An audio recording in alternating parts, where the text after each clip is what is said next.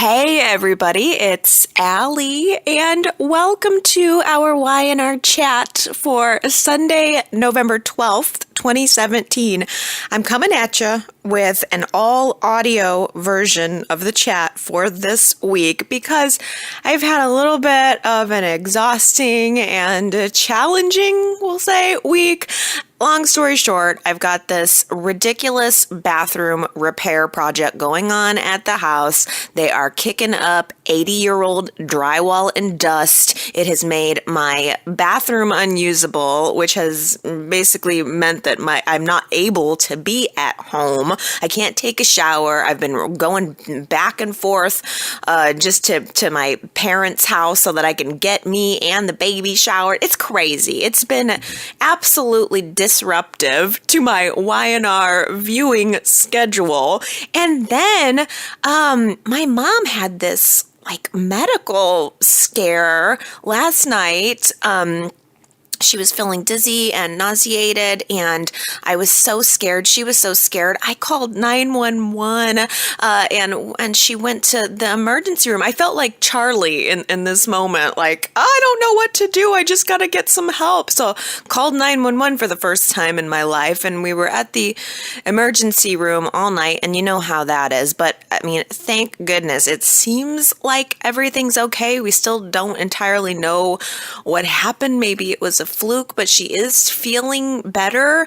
But it's of course better to be safe than sorry. So anyway, I know that's a whole mouthful of excuses. I do have all of my 5 Y&Rs for the week watched, but I have not looked at comments or anything like that. So I've just thought I would pull out the microphone and try to do just some quick comments. You know me. Last week, I really unleashed a lot of fury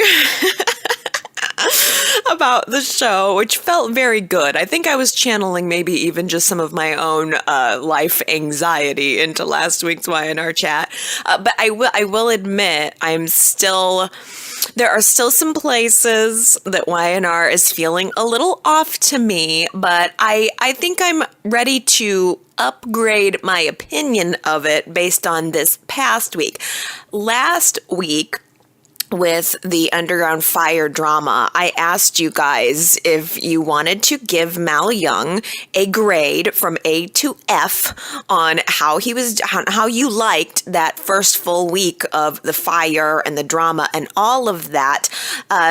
The majority of you, 31%, gave Mal a C, a solid passable grade, with the next most popular grade being a D. That was my score. I don't know if I ended up convincing you guys. It's worth noting that the majority of people had given it also a D just even a couple hours ago, but I noticed that I must have got some more votes coming in and people are maybe feeling a little bit better about it, but the majority of people giving him a C and a D.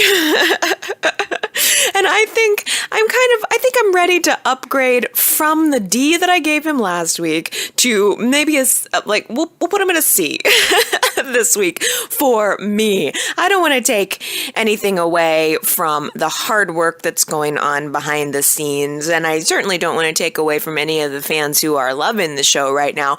I think I'm more willing to forgive some of the more obvious leaps that are going on right now because it's become more clear to me that Mal is trying to move certain stories into different places, just trying to do it quick and get some resolution on some of the things that a lot of us agreed weren't working. So I'm going to definitely give him some credit for that. The 2 characters that I think are really feeling most inconsistent to me and just, I don't know, to me feel kind of poorly handled are Scott. First of all, I'm annoyed with Scott fiddle farting around on this sex ring operation. He's supposed to be our hero here and he's just not getting the job done. I think he's failed miserably in protecting Abby and it's making me not respect him at all. But the person that I feel most just disappointed about the character direction is Dina.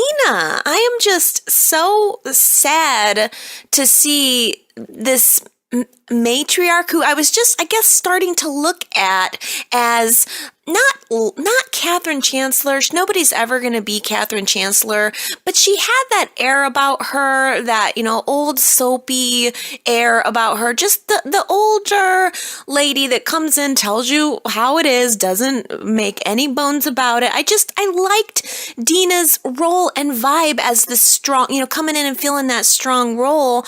And now it's pretty clear that they've decided to move her in an Alzheimer's direction. I mean, I think it's pretty clear at this point that all of the little hints we're getting now are pointing us toward Alzheimer's. And I'm wondering if you guys like this. I mean, it's tough to see someone go through that, but it is reality. I'm always saying I like reality in my soap, so that is something that's very real. I'm just wondering if it's what you guys are wanting to see from her and for her. So I think that's our poll question for the week. Do you like the direction that Dina's story is headed in?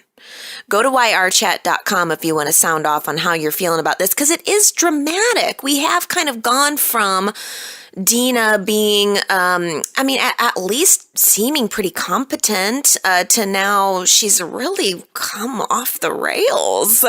We're seeing a lot of the classic personality changes of Alzheimer's patients. I don't know a lot about Alzheimer's, but I do know that there are wild fluctuations in personality. They can go from loving you and happy-go-lucky to just, really feeling angry. I'm sure it's frustrating. It certainly must be.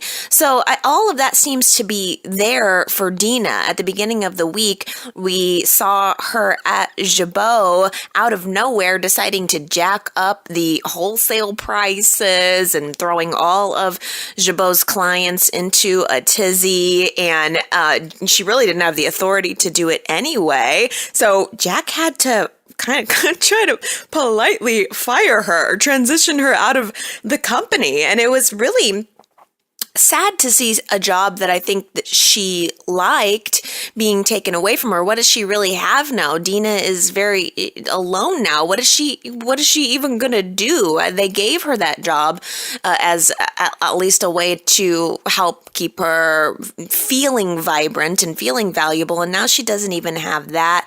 There was a really nasty blow up between her and Jack, where she was saying that he doesn't even live up to John's legacy. I mean, by the end of the week, Jack is saying, shoot, I think my father dodged a bullet in not having to deal with Dina in his life. And that is a far stretch from where we were even a month ago, where it was all about Abbott family togetherness. Now, I know Abbott family togetherness does not provide all of the drama, but I don't know. I kind of liked it.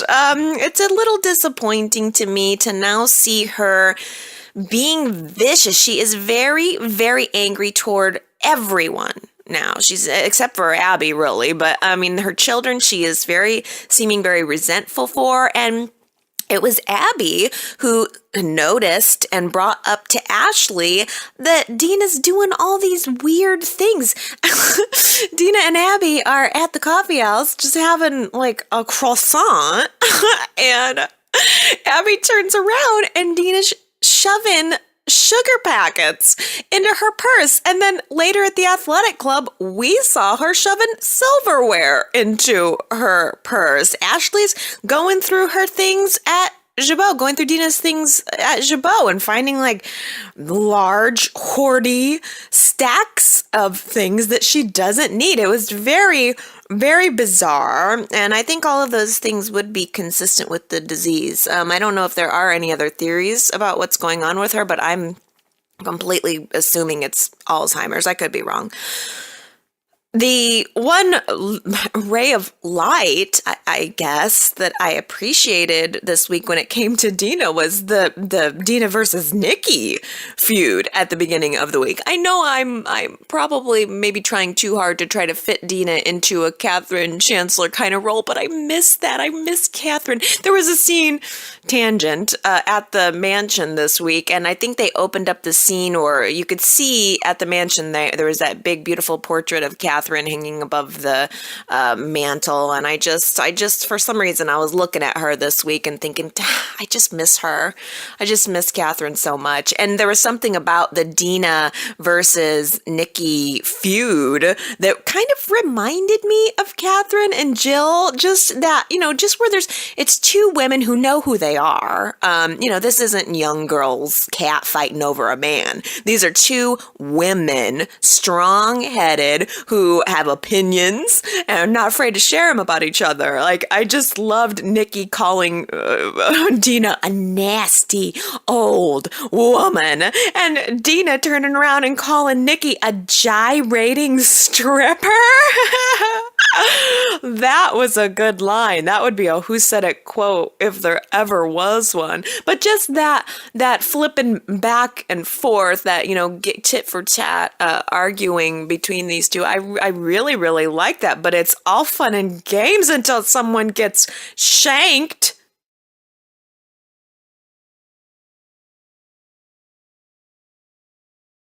Victoria is back at Newman Enterprises, right back in Daddy's arms with a brand new, shiny title, probably a corner office to go along with it. Hell, Victor probably gave Abby's office to Victoria. Why not?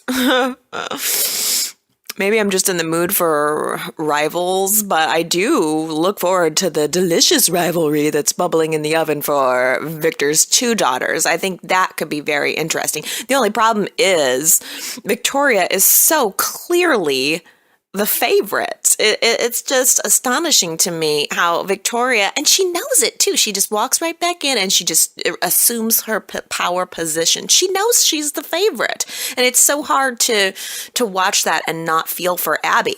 At the beginning of the week, Victor was being a decent guy. Her Design Date is such a hugely successful app that Victor wants to celebrate that, and he wants to throw her a party and celebrate Design Date's success. But it ends up getting co-opted by this PR mission to announce that, first of all, the Brash and Sassy merger with Newman is happening, and secretly that Victoria is going to have a new power position at the company. And the whole party suddenly is not about Abby at all. It's suddenly about Victoria, and making it look a little less like Victoria was just getting a bailout from her billionaire father, which is pretty much what happened. Because as much as I like and respect Victoria, with Billy's help, she did manage to run Brash and Sassy into the ground, and now she's just running back to her dad for help to continue to run it. This is her little pet project. She screwed it up. At the end of the day, the buck stops with the owner, and she didn't do a very good job of managing it, and she got caught up in this whole corporate espionage thing, and the whole thing just fell apart on her, and she deserved to fail. But Victor's saving face of the favorite daughter, and really just throwing Abby to the side in order to do it. All the while, Abby was the one who was at Newman Enterprises being a consistent performer. Now, you can argue whether or not Abby's ready to take over the company, but I mean, a party isn't exactly a party that didn't end up being a party for her is not exactly the greatest reward. I mean, Abby's been there day in and day out, and then Victoria just swoops on in and takes all of the glory. I mean, how could you, How could Abby possibly know that just one of the apps in her incubator project was being used as a front for forced prostitution? She couldn't possibly know that. I'm sure that at the end of the day, Abby's going to look terrible when Design Date goes up in flames, but an incubator is a project that has multiple apps, multiple companies within it, and one of them is going to go up in flames and she's going to look terrible, and then it's just going to be validation for everyone, specifically for Victoria, that Abby was never ready to run the company, or she was never ready for more power, or it's going to reflect really poorly on Abby. And I feel for her. I don't think that she could have seen this coming. I don't think she really did anything wrong. How could she know? I mean, all she did was trust the wrong person, which at the end of the day is exactly what Victoria did with Brash and Sassy. It is exactly the same. Victoria trusted Billy. Billy made a bad decision and it reflected poorly on Victoria. Abby trusted Zack. Zack has clearly made poor decisions, and it's going to reflect poorly on Abby. Yet Victoria is going to come out of it smelling like a rose, and Abby's going to be totally humiliated in the process. I just feel for her. And I also love the way that YNR is choosing to shoot around the actress's pregnancy. I know that that's an old story. Hunter Tylo back in the 90s had that lawsuit against them where, they try to, if you're pregnant, they try to force you to the side and act like they can't continue to use you. Whereas I really like that YNR is still utilizing the character of Abby. I think they've done a really nice job of styling her, having her with, dresses that are just not form-fitting. And the coats and the bags, what are you going to do? But I think I like that they've just kind of given her some different clothes, and it's not all tricky camera angles. I can still see her, and I'm an adult enough to accept that the actress is pregnant. It doesn't pull me out of the scene. And if anything, I think it's kind of cute. So I like, maybe I'm just, I've been really hard on Abby over the years. And I like her right now. This is what YNR's doing, creating sympathy for her, I think is right, because it's pulling me into her world and making me care more about her. I am really sad. I was really sad for her this week that she's going into this party thinking that it's all about her accomplishment, and that maybe, just maybe, Victor will be rewarding her hard work by making a surprise announcement at the party, giving her a new title. But instead, Victor has secretly given that title to Victoria, and he's using the party to announce Victoria as the new COO without telling Abby, without telling anyone. What a real a-hole move. I am sorry, but I'm watching Victor and I'm like, that is just, what a jerk. How could you do that? How could you be so clueless and so insensitive? There's never been a better example of preferential treatment toward your children. How could you treat one of your children differently than the other? What, because you prefer Victoria's mother to Abby's mother? What it could possibly be the logic for that? How could he disregard Abby's feelings and her hard work so blatantly? It really, really bothered me. And it really bothered me to have to watch Abby navigate it. Here she's glowing, thinking that it's all about her. Victor makes it all about Victoria, and she's just standing there gritting her teeth.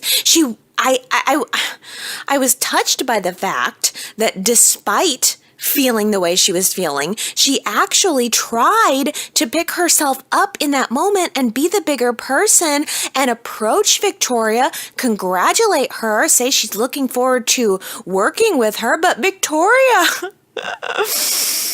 oh, Victoria, she is already 5 minutes in, she is becoming a dictator there. It's hard for Abby to eat this crow. And Victoria just looks at her and says, yeah, you know what? Thanks for the olive branch, but I am the COO.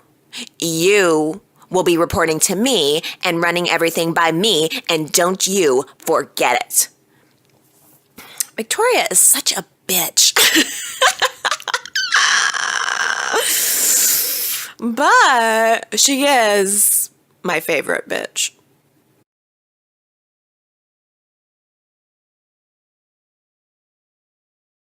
Okay, so there's this shaky cam reveal that Crystal has broken out of police custody and she has escaped and decided to look for refuge back in Genoa City. I don't know why you'd even want to do that. She shows up at the coffee house, hoping because the only two people in the world she trusts are Tessa and Sharon. For some reason, I would have thought maybe she would have gone looking for Tessa first, but for some reason it was Sharon. Sharon goes into the coffee house one morning to open the doors, and Crystal's like hiding in the back room, and there's this camera angle that's from Sharon's perspective, and it was all supposed to be very shaky and scary. The one thing I did like about it was I liked seeing the first person perspective of things such as the countertops. That was kind of a cool idea. We always see it, just on the outside looking in, but there was this sense of, oh, I'm kind of at the coffee house. So, that part of it was kind of cool, but the Sharon standing there outside the door ready to smash a coffee pot over whoever the intruder's head, but it was a little much, but you know what, whatever. Apparently, the FBI does their job about as well as the Genoa City Fire Department, so Crystal has escaped, and I suppose that's why Sharon and Tessa have decided to keep Paul out of the loop. The girl is gone. The police are looking for her. Sharon and Tessa are kind of harboring her, thinking that they're going to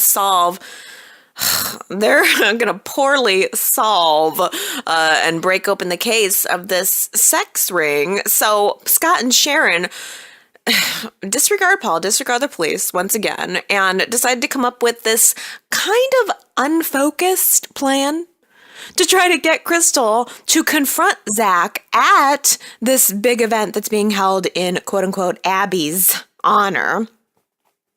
So what they want to do is bring Crystal in, I guess, and then just in front of everyone ask, say the truth about who he is and what he's doing and see how he reacts, I guess, because I didn't understand it. It just didn't seem like they had a second part of the plan. They confront Zack, part one of the plan, confront Zack, and then what? There was no follow-up whatsoever. First, of course he's going to deny it. They're sitting there like, what, waiting for his reaction? They already know it's him, so what are they waiting for? What's the point of confronting him with it? So he, has this little, he says, no, it's not me, I don't know what you're talking about. And Abby the whole time is going, what's going on? And, Zack takes Scott aside, and they have a little conversation, and he's sort of threatening to him. It's just it just didn't seem like, if you know he's the one, then just get him. Why are you messing around? If you've got any kind of evidence, if Crystal has identified him, which she did, sorry, I left that part out, but she identified him, why not then go to the police and get Paul's help? Would seem more effective to me, but anyway, I know it's just all to create the drama that is to come. So, while Scott and Zack are having this aside, Crystal runs to the front where all of the guests are, and she grabs a microphone and she announces to everyone that she is a victim of the sex trafficking ring, ran by Zack, and funded by Newman Enterprises. All I could think in that moment was, oh, poor Neil. Hamilton Winters acquired a PR firm this week, conveniently, that Neil was so excited to oversee. He was loving his new job. He was feeling his new business casual wardrobe. He was flirting with Victoria, flirting with Ashley 5 minutes ago, and now he's stuck in the middle of a Newman family train wreck doing damage control. I think we can all agree that Neil is the real victim here.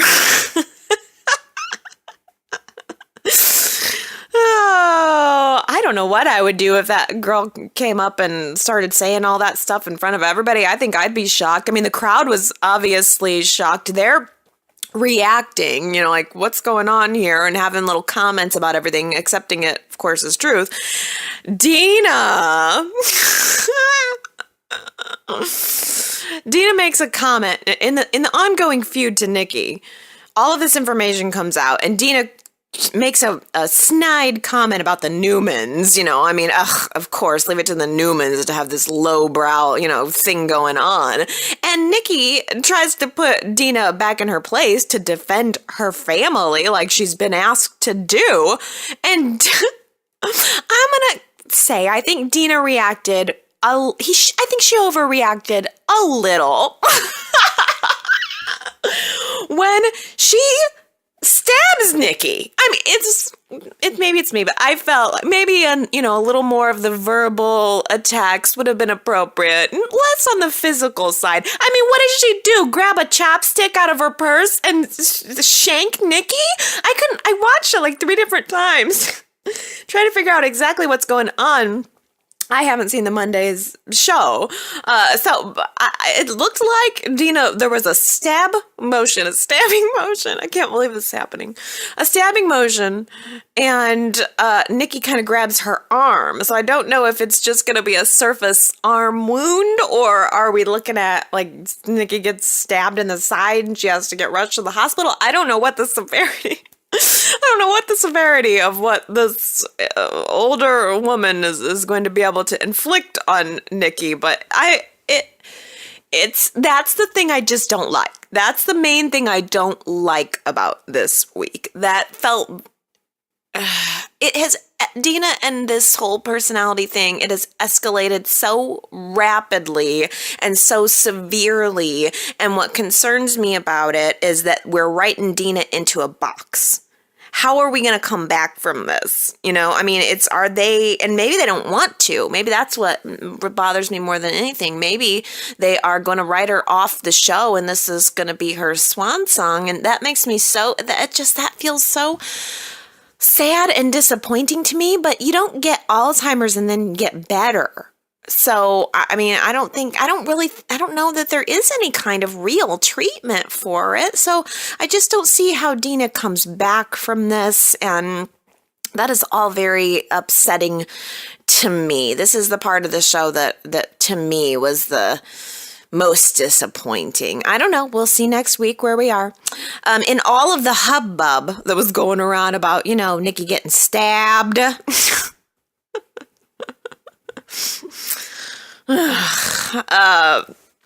Zack whisks Abby away. So he just kind of grabs her, takes her off down into the elevator with him. And next week we see a scene of them, or the preview of next week's show. They're in a car together and he is, I don't know, trying to tell her that she is a party to it. That, yeah, it sounds like he's going to confess what he did, but try to tell Abby that she's just as responsible and she's probably got to help him. And I don't know. I think it's pretty much what a lot of people had predicted. I think it's just pretty much Zack kidnapping Abby. It's a possible kidnapping situation here that Scott will surely save her from. Oh, Lord. I bet Victoria is really going to rub this in.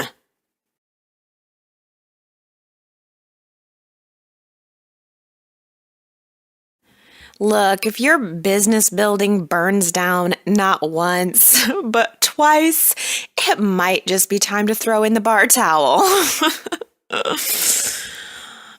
Nick realizes that he just might not be cut out for this whole bar owner thing, but the underground and the whole expansion project, all of that is part of Noah's dream. Noah is already planning on how they're going to rebuild the underground and make it bigger and better. And Noah is crushed to find out that Nick just doesn't share his passion. So it was sad to see that from Noah, but I was glad to see Nick come to this realization, even though I wasn't a fan of the fire and the burn down and all of that. I'm just glad it's over. I'm glad the underground appears to be gone. We're not going to rebuild that set. It's not going to get any, we're not going to have to look at that dank, dark place anymore. And I was glad to see Nick kind of freed up, I guess, to do something a little different. He offers Noah the insurance money and the support to just rebuild the underground on his own, which I thought, well, okay, well, that kind of makes sense. We talked about last week that we might get a new set out of this. But then later in the week, Victor and later Victoria offers Noah a management position at top of the tower. I'm a little disappointed by that because I thought we were going to get a new set. And instead, see, Y&R could have used their budget on this whole burn down to just build us a cool new restaurant, or I don't know, any other type of set. It doesn't have to be a restaurant, but some other kind of meeting place. And instead, they just used their budget to burn down the underground, and now we're just going to stick Noah. We're just going to be at top of the tower more. That's all it is. We're just going to be there more.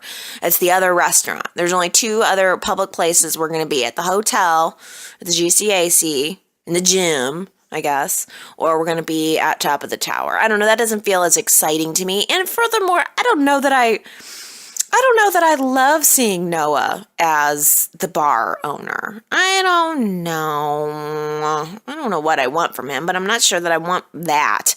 And also, this whole thing brings all it does, like, Noah has an opportunity to do something unique, to do something on his own, and he has full financial backing still from his father, and instead he chooses to go back into the Newman fold. I really thought that Noah had learned his lesson when he was working for Victor the last time. I don't know. It doesn't make sense to me. But then again, it took Nick a few times to get it right, too. So I guess we know what's next for Noah. He's just going to be continuing to hang out behind the bar. We know his relationship with Tessa is not going to last. So, he's just going to be hanging out there, sort of left out to dry again. I just think Noah seems like a good character that's really not given a whole lot of opportunity to shine. And I'm also wondering what's going to be the next opportunity for Nick to come along. So Nick is now freed up from his business, and I'm presuming that he is going to eventually decide to do something else. He doesn't work at Newman. He doesn't work at the Underground. So what is it? What is next for Nick? And furthermore, I'd like to ask you guys, what would you like to see next for Nick? A new job? Do you like seeing Nick more as just the single dad, or are you thinking that you'd like to see the paternity crisis come to a head and kind of do that for Nick? I don't know. What is something innovative, something new, something fresh that we could do with Nick? Pretend you're the writer, and tell me what you want to see for the future of his character.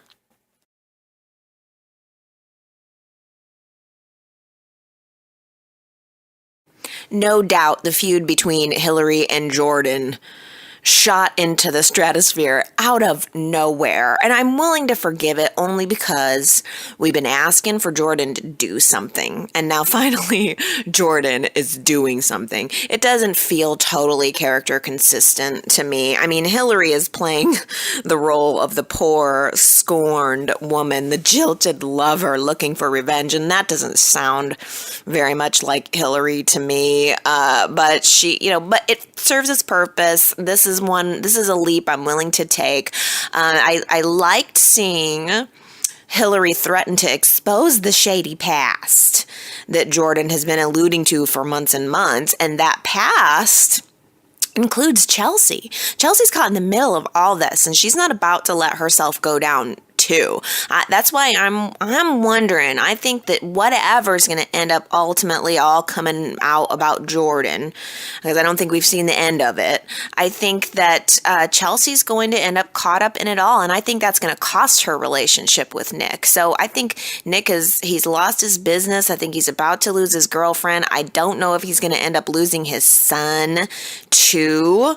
But I can see him and Sharon reuniting. I really think that's the direction direction that that's heading, but, or you never know. And then Y&R could choose to hook up Jordan and Chelsea. It all depends on whether or not they want to keep Jordan around. But Chelsea encourages Jordan to go talk to Hillary, go handle it. So Jordan, all dressed in black, by the way, with a total personality change, goes to Hillary and threatens to expose her nudie photos if she doesn't leave him alone and back off and say that she's saying, I'm going to expose you. And he says, well, I'm going to expose you. Well, Hillary doesn't take very well to that. She realizes that I'm going to have my cake and eat it too. She's going to find the nudie photos that he took of her and make sure that that's all secure. So she goes to search his room and she finds the flash drive that the nudie photos are on, presumably, but she also finds Jordan's box of mystery. Jordan had a little box in his hotel room that was all his incriminating things, all in one convenient box. She finds it was shoved up in the fireplace, opens it up, and I suppose most striking thing she found was multiple fake IDs. I mean, come on, who doesn't have a few different fake identities? It doesn't seem like that big of a deal to me. We should have probably known that Jordan Wilde was not his real name. That sounds so fake. I mean, it just sounds like, ooh, he's ready to have sex with you, Jordan Wilde. It seems like a pseudonym, doesn't it? But so he's got all these fake IDs, and I gotta hand it to Hillary. She went through with exposing him. She shows all of his IDs on the Hillary Hour, asking the viewers to provide more info about him. This is such a pet peeve, but one of Jordan's fake IDs had an address on it from Wilmette, Illinois, which is probably maybe like, it's northern Illinois, not that far from where I am. And there was a moment where she was saying that, and she said Illinois, because the word Illinois has an S on the end, and people tend to pronounce that S, and that drives me crazy. Illinois. So just a public service announcement from an Illinoisan. Just say Illinois. I don't know why it's there, but it is, and we don't say it. But more importantly, Hillary asks her viewers to call in, send her messages, and, air more of Jordan's dirty laundry. So I think, the fake IDs is leading to more information about Jordan that we didn't even know before. So I'm sure the stories are going to start rolling in. And also, Hillary finds some info in Jordan's box, the photos of Nikki and Jack. I think we had predicted that, I want to say.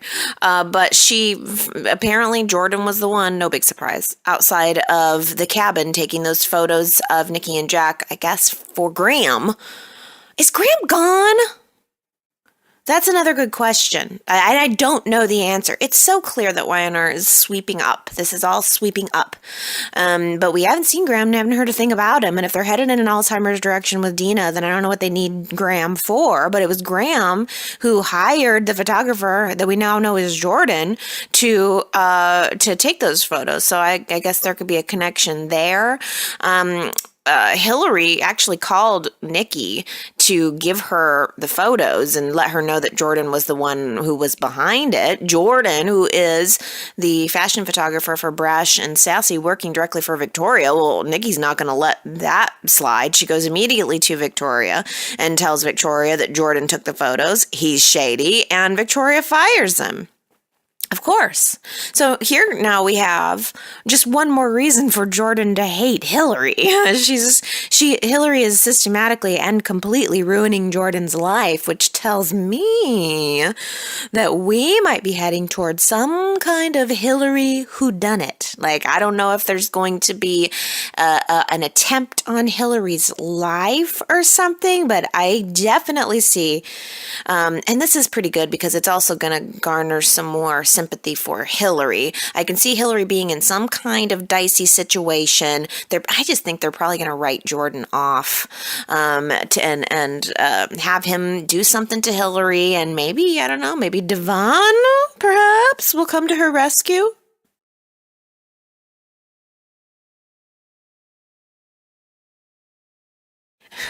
As predicted, not all that much happened with Billy's recovery this week. He pretty much hobbled away on crutches out of his life-threatening situation, and then that was that. I mean, Jack picks him up at the hospital, and there was a good scene of bonding between the brothers. Jack actually brought him back to the Abbott mansion and offered him a place.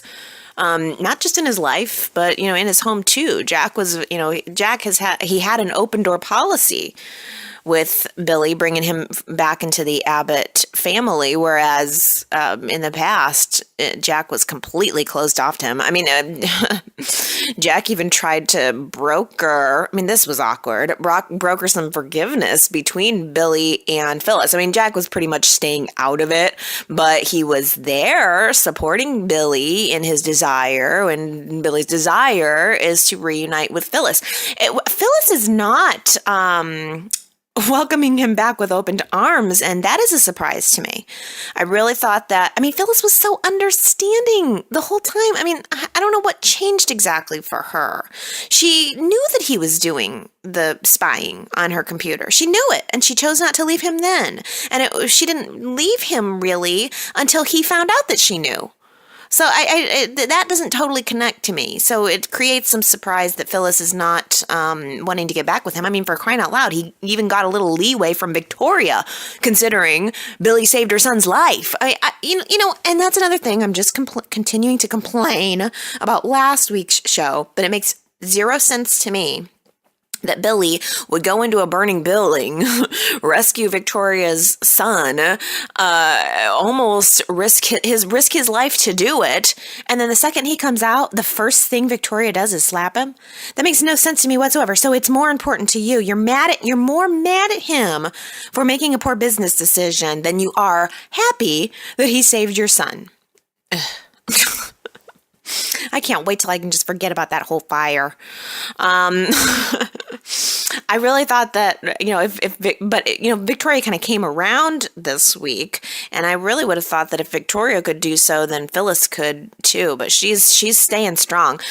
I like Phyllis's friendship with Hillary. I think they're two peas in a pod that are very interesting to watch. And Hillary recruited Phyllis to help her this week, while Hillary wanted Phyllis to distract Jordan while she went through Jordan's room and found his box of mystery. Phyllis, I was really surprised by all of this. Phyllis sits down at the bar and she's trying to keep Jordan occupied. And to me, it really went kind of far. Phyllis and Jordan have had, as far as I can remember, have not had any interactions with one another. And she's flirting with him at the bar. That sort of makes sense. Keep him occupied. But they were getting real close after a while. And to me, that seemed totally unnecessary. Keep him distracted. You don't have to be playing footsie with him under the table. And not only that, but Phyllis took him home. I liked the way the sequence was cut. They had jump cuts of Phyllis sort of seducing Jordan while Hillary was going through his room, but it couldn't have all just been a favor for Hillary from Phyllis's perspective. I don't know. I don't know if she was into it. But Jordan and her go back to her house, and was it me? Or did Jordan seem a little aggressive? I felt kind of uncomfortable for Phyllis. Inviting this guy into her house alone. Hillary has told her that Jordan's shady, and he took these nudie photos. Jordan's not coming off like the kind of guy you want to invite into your house alone at night. And Phyllis didn't know that Billy was going to barge in. What if, I know that's hard to say, but what if Jordan coming off kind of aggressive, was like gonna do something more and unwilling to Phyllis. That just seemed, I had danger vibes all over that scene. I didn't understand why Phyllis would let it happen. She had said, well, if I have to have dinner with a sexy guy, that's fine. But that's a far cry from come on in.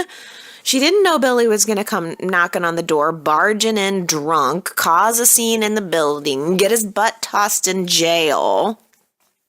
And of course, that broke up their little party, but I don't know. If Phyllis wants Billy back, then why not just get him back? Oh, I don't know. Yelling outside the apartment seemed like small potatoes for getting the cops called on you. I would have thought that the neighbors would have called in the disturbance call last week when they saw Billy hanging from the building.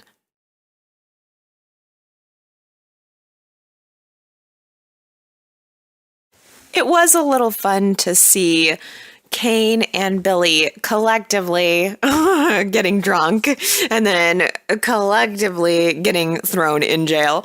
They're sitting there at the Chancellor Mansion bemoaning their situations and tossing back drinks.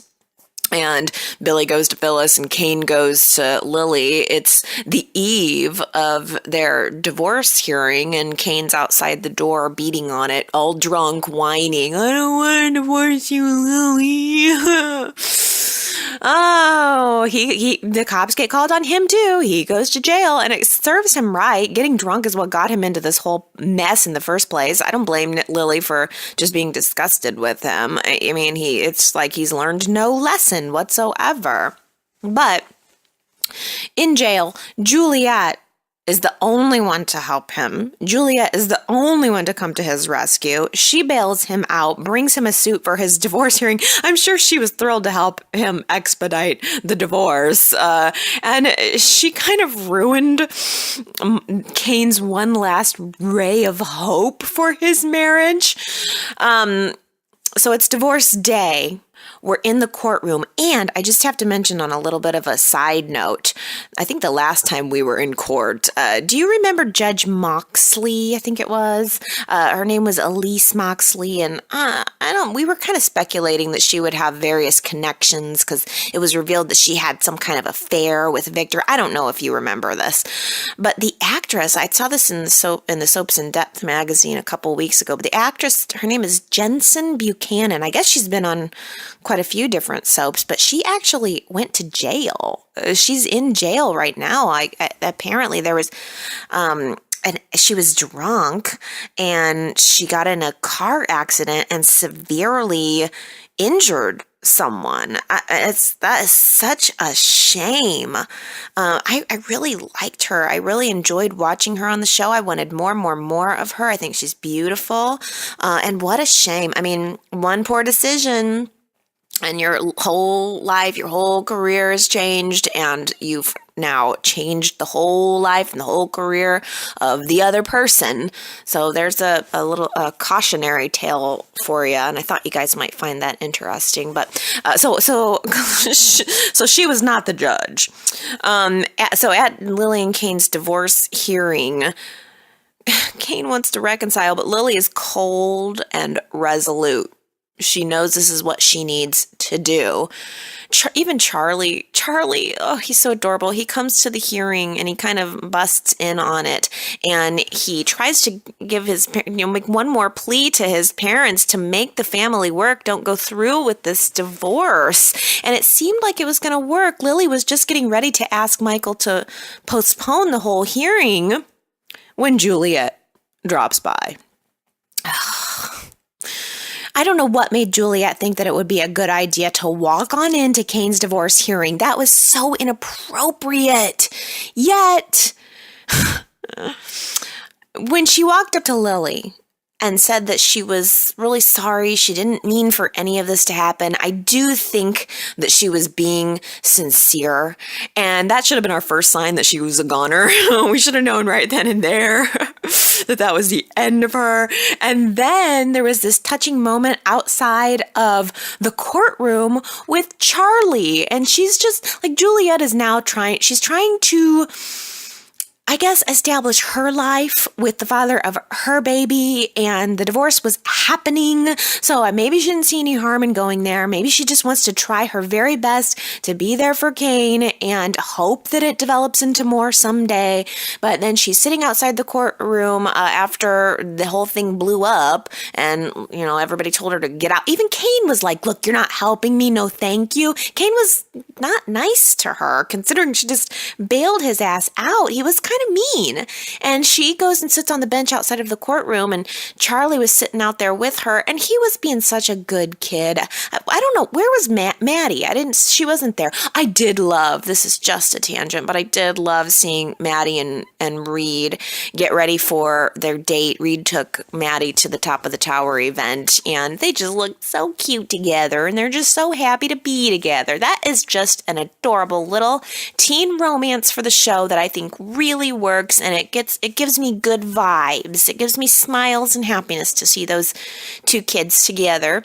And I really think that we need to do something new for Charlie too. It doesn't have to be a romance. Maybe that would be kind of predictable. But I would love to see a central storyline for Charlie. Let him do something. I don't know what it could be. We need to think of something. Something good for him. Maybe some sort of ambition, or I don't know. But I just like the actor. I think he did a really good job.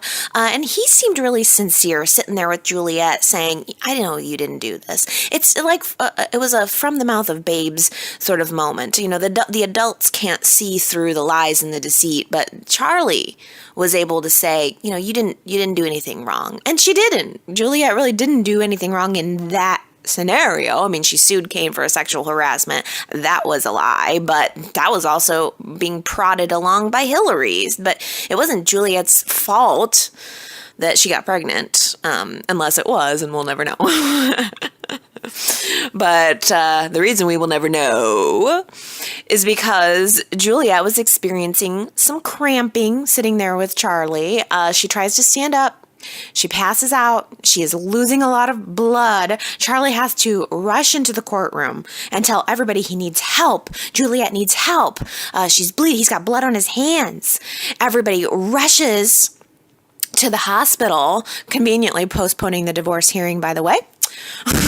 And Juliet gets rushed into emergency surgery. Now, at first, so there's a scene where, they're showing Juliet and the life, the beeps and the bloops, and the doctor is performing an emergency C-section, and the doctor's kind of doing, I guess, everything that she needs to do, and all of a sudden pulls back and says, "I think we should stop." Now, at first, I thought that meant they lost the baby. I guess was I alone? Did you guys, maybe I had a week.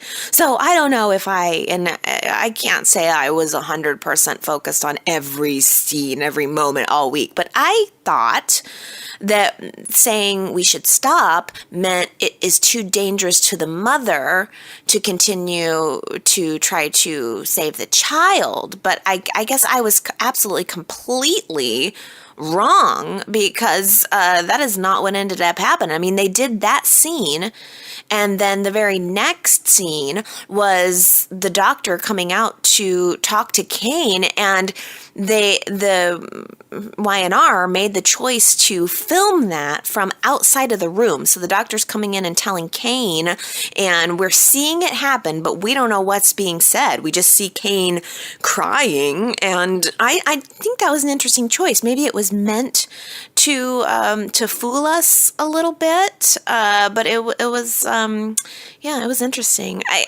But then the next episode opened up, and it was the realization that Juliet had died in childbirth. Apparently the child is alive, but has a lot of complications due to the premature birth, but is now going to have to grow up without a mother. I'm not looking forward to next week. Everybody going around town pretending like they love Juliet and like she was a saint or something. Oh, poor Juliet. It's going to be all poor Juliet next week, even though they all treated her horribly. I've kind of been a Juliet booster through a lot of this. I didn't see a whole lot of evidence that she had done anything shady other than the lawsuit. And so, and I've been feeling for weeks like they all treated her like a pariah, and she didn't do anything. Kane had sex with her. I mean, I don't know if we never saw any indication that she drugged him or misled him in any way. Like, all we saw was it happening and her kind of being like, let's pretend it didn't happen. She didn't set him up. She didn't try to make Lily find out about it. And then she got pregnant, and that takes two. That takes two. So I was a little disappointed to see her die. I mean, she could have easily been written off the show another way. But I think the way that they're trying to push the storyline is to have Lily and Kane raise the baby, because we're hearing now that Juliet has no, again conveniently, Juliet has no other kin. Her own father doesn't care that she's died. Sure. Own father could not care less to hear that his daughter has died. There's nothing in him that could possibly care. So he's certainly not going to want that baby. So Lily and Kane are going to be left. I mean, it's Kane primarily who's going to be the sole provider for the child, and Lily has decided to support him. She sees what he's going through. That's her husband. It's still her husband, because guess what? The papers haven't been signed. The divorce was not finalized. So Lily and Kane are going to be in the position of raising this child together, and little by little, just never picking up where the divorce left off. Oh, I liked that. It said right there at the end of the show, Lily is very much already involved. She named the baby, or she suggested the name, Sam, which is after Kane's sister Samantha. So I'm sure, I think the child will survive, don't you? I think that's sort of the idea that we're headed in. There'll be some emergency around the baby, which will only serve to draw Lily and Kane closer together, and then they will go off and raise the baby. And you know what? It's fine. That's fine with me. I like Lily and Kane, and at the very least, it does wrap up the storyline. It's just too bad that Juliet had to get the axe to do it. And who else will be getting the axe? It seems like it's one after the other. Graham's gone. Juliet's gone. What's next for Jordan?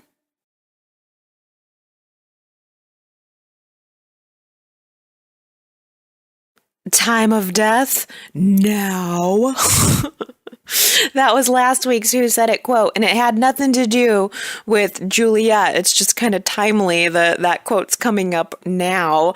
It was Maddie who said that quote last week. She was talking to Reed regarding their lame Halloween party. Time of death? Now. Very cute little scene, and quite a few of you guys got it right. So congratulations, Angela, Nancy, Isabel, Consuela, Susan, Ambreen, Anna, Jamie, Sandra, Henry, and Robbie. You guys all got it right. Here is this week's quote. I'm getting my hands dirty, and I love it. I'm getting my hands dirty and I love it. Who do you think said it? You can go to yrchat.com to leave me your guess. And if you get it right, then I will give you your shout out on next week's YNR chat.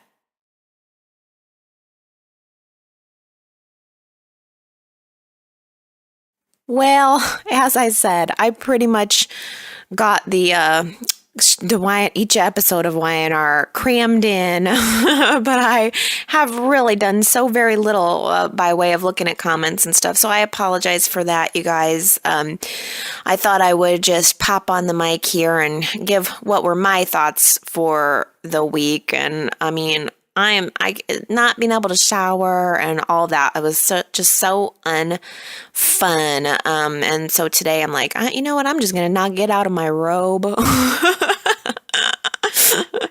I'm just gonna stay right here in my robe and record an audio version. So I'm sorry. Normally I would be reading your comments aloud, but I will read them and listen to voicemails and stuff. It's just not happening before I had a chance to record. So that doesn't mean that you can't continue to leave me comments though, because I do love hearing from you, and that makes my week better. So the website, is yrchat.com if you want to leave blog comments and comment like on the show as it's going on. You can do all that there.